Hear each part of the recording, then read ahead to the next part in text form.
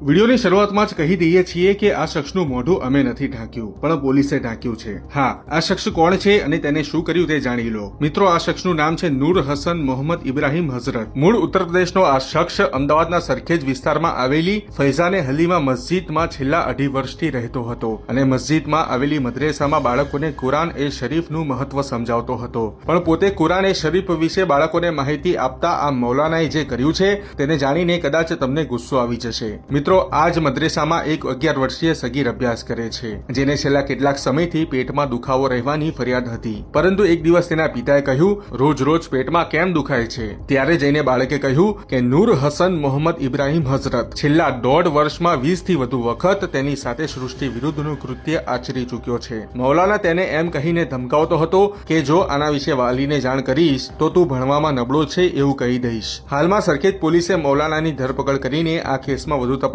હાથ ધરી છે કે આ મૌલાનાએ અન્ય બાળકો સાથે તો આવું નથી કર્યું ને, પરંતુ હવે જોવાનું રહ્યું કે તેના રિમાન્ડ બાદ શું ખુલાસો થાય છે। હવે તમે શું કહેશો? કરો કોમેન્ટ।